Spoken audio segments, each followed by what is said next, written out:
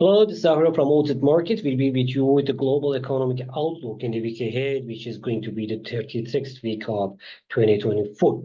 As always, let's first check what we had last week, and then we can see the data in the week ahead and our expectations. Last week, generally, we had a busy week with too many data and information that could. Okay, let's put it here. That can help us to understand what's going on, what can be happening in the week ahead.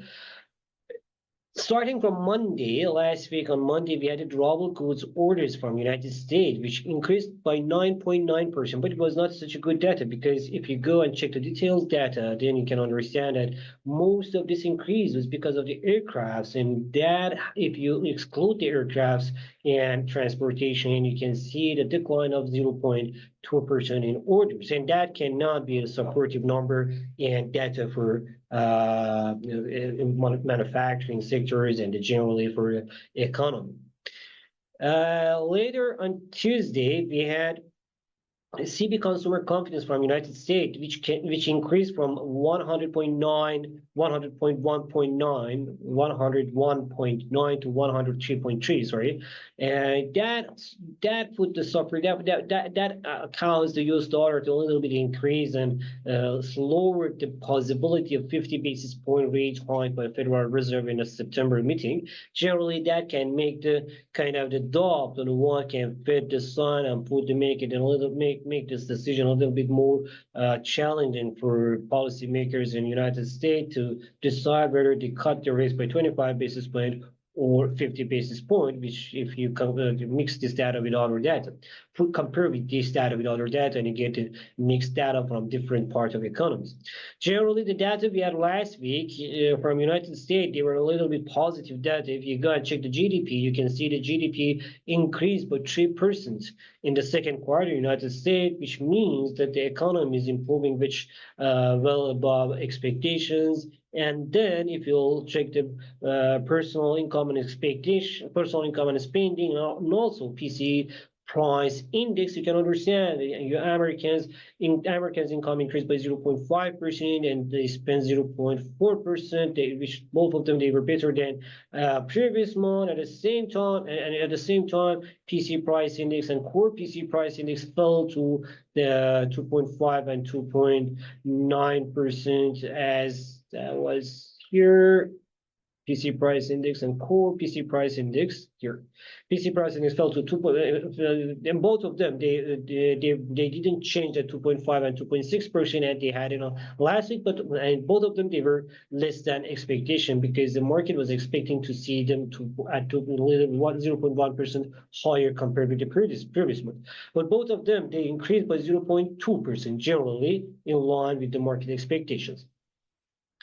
Out of the US, in Canada, we had the GDP numbers as well. We could see that the GDP in Canada increased by 0.9% in the second quarter in annual scale, and the month in the quarter scale, in the quarter per quarter, it increased by 0.5%. It was not a surprise. We didn't have a surprise in the markets in the Canadian data. Generally, with this data, we can expect that the next week, when Canadian Central Bank will have a meeting, most probably that will not that will cause the great cuts in their expectation. Sorry, I just let it. I just my dog a little bit cut it. Sorry, a little bit. My dog had okay, it just made us a little bit voice. Sorry for that. Yeah, that most probably will cause that the Central Bank of Canada to cut their rates by 25 basis points in next meeting that they're gonna have it next week. Generally, the data which we had last week from other economies, especially from Germany, we saw that the German economy increased, but it did not increase. It was flat in the second quarter, as in the data we had on Monday. and business expectation fell a little bit. They even thought they were better than expectations, but from 87 it fell to 86.8. It means that the business expectation still is weak in Germany. Even thought they were better than expectation, but still the German economy is still suffering. This data means that, and as you see here, the GDP also was flat in the second quarter, while it was expected to fall by 0.1%. On the other economies that we could see the data, review the data. I know we didn't have that much data. Yeah, in Japan also we had some data. Core Tokyo inflation increased to 2.4% from 2.2% that it had, which most probably the Japanese central bank that increased the expectation from the Japanese central bank to increase again the rates after holding previous month. We know that 2 months ago they increased the rates by 15 basis point from 0.10% to 0.25 basis point to 0.25%, and most probably that can cause the central bank in Japan to increase a little bit rate hike in its next meeting by 0.1%, which is going to be after 2 weeks. Yeah, that was the most important data which we had. Inflation Eurozone also we had for the August. It was a flash data for the August. The inflation increased by 0.2%. It was expected, and unemployment rate fell to 6.4%. But still, this data will not change our expectation from the Central Bank of European Central Bank to cut the rates by 25 basis points in its next meeting. In a week ahead, which is going to be the first week of September, which is September by itself is the last month of this third quarter. It's a very important month and it's a very important week as the markets are coming back from the holidays. It was August holiday, the summer holiday is ending, and now the market participant investors and the traders are coming back to their work, to their job and their businesses.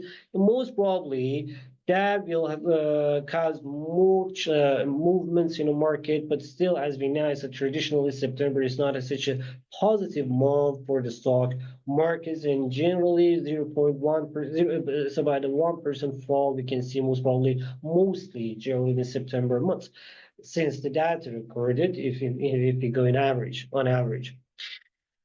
Next week, the data from United States, mostly the focus in United States mostly will be on labor market data, but still on Monday, I have to mention that the Monday is the labor market day, it's a Labor Day, and the market will be closed on Tuesday.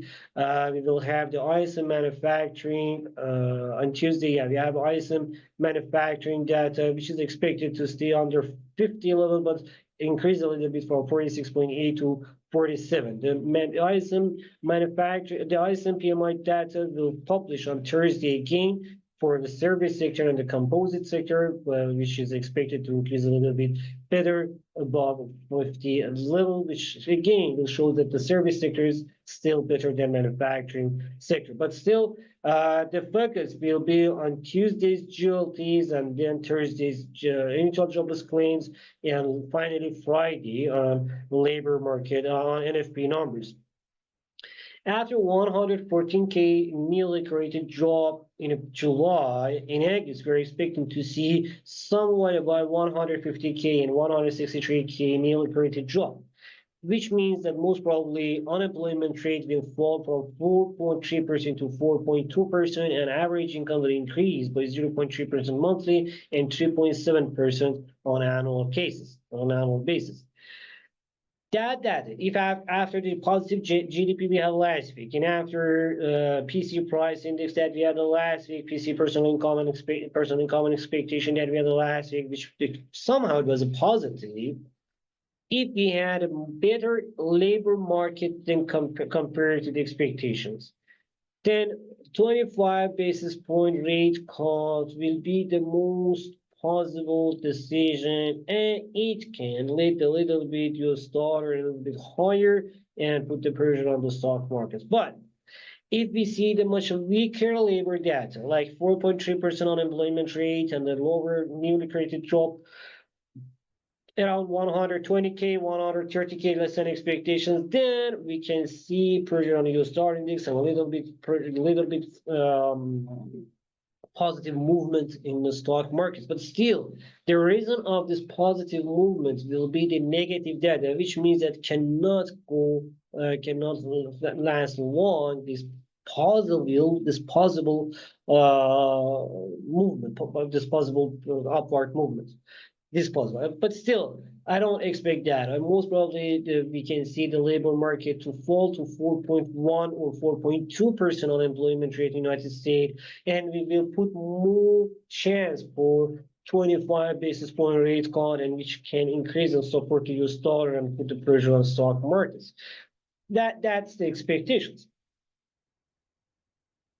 Out of the US, the PMI numbers will be the most focused number during the which we are going to have from most developed and developing economies. We will have this data again from China, European countries. From the China, we actually had today, earlier today, we had the PMI numbers. We can see the ISM service manufacturing increased, non-manufacturing or service sector increased from 50.2 to 50.3 in the service sector, but manufacturing sector fell to 49.1 from 49.4, while it was expecting to increase.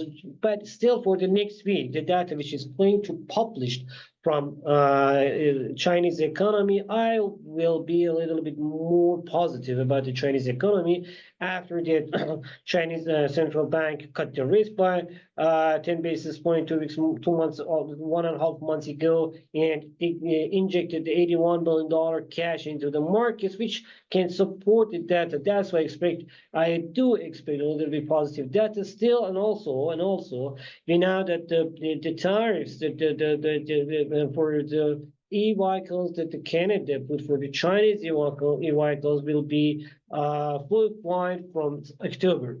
And that's why we do still have a month to export. The Chinese do still have a month to export to Canada, and do still have a month to import the Chinese e-vehicles, and just not the e-vehicles, everything accessories related to the e-vehicles to the Canada, which can support the export from China to Canada. And most probably the Chinese export, which was 7% increase, which had a 7% increase last month, this month can increase by almost 8.5%.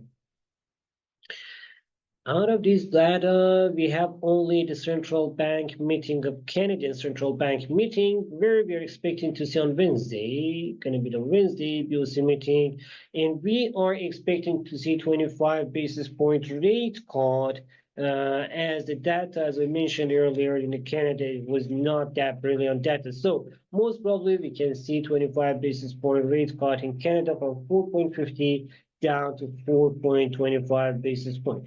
If we check the charts and see what these data means on the charts, this is US dollar chart. Most probably until Friday, when we are going to have the NFP numbers, most probably the US dollar will a little bit increase between 100.1 and 100.2 marks. We do not have any specific or enough reason to put the pressure on US dollar and expect the US dollar to fall. This week, the expectation from the US dollar index is to increase between 101 and 102 before Friday data, and then after Friday data, we can understand what's going to happen.